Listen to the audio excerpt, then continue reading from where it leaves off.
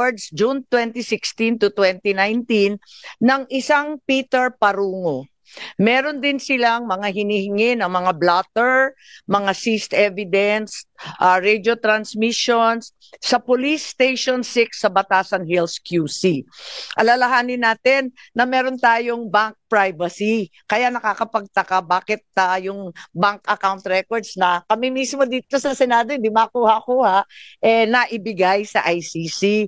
Pati na rin yung mga tactical operations ng pulis, pati na rin yung records ng East Avenue Medical Center sa lahat ng dead on arrival between July 2016 to 31, 2017, lahat ng detalye ng postmortem autopsy at mga inspeksyon. Sana ipapatanong ko to sa ating kapulisan. Sabi nga ni Senator Cayetano, hindi naman yan sakop ng executive privilege pagkat hindi naman cabinet rank. Pero wala sila rito. Bakit nila ipagkakaila ito samantalang fully recorded naman ito? Ang liwaliwanag naman ito. Wag na tayo magbulahan.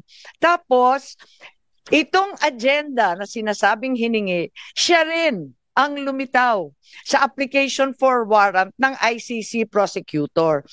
Sa madaling sabi, ang kaso sa ICC base sa ebidensyang binigay ng pamahalaan ng Pilipinas.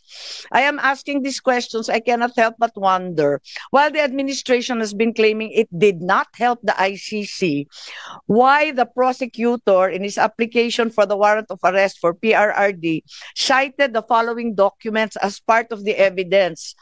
Eto na nga, yung paulit-ulit nilang pinagmamalaki, dokumento ng PNP at ibang department, ang drug watch list maintained by the law enforcement, financial and bank records, forensic evidence na nanggaling sa PNP. Mahirap kunin itong mga katibayan na ito. Kahit mataas na opisyal, katulad ng senador, naghahagilap kami ng ganito, wala kami makuha. Paano nakuha ng ICC prosecutor kung sa mga salita at deklarasyon ng ating administrasyon ang sinabi, it will not lift a finger to help the ICC?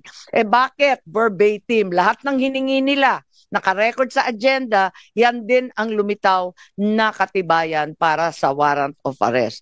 Even if you were to assume that there were members of the PNP who helped the ICC prosecutor in an unofficial capacity, why were these not detected by our intelligence officers? I find it very hard to believe.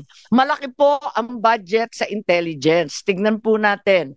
Ang NSC, sana nandito si Secretary Anyo. Limpak-limpak na salapi ang ginagastos ng Pilipinas sa OP, NSC, DND, AFP. Ang Philippine Army may hiwalay, Air Force may hiwalay, Navy General Headquarters. Lahat ito hindi nila nalaman. Parang naman mahirap intindihin. Totoo ba na right in front of their faces, hindi naman nila nakita lahat ito? Mahirap talaga paniwalaan. At eto pa, meron na din tayong case build-up na narinig. At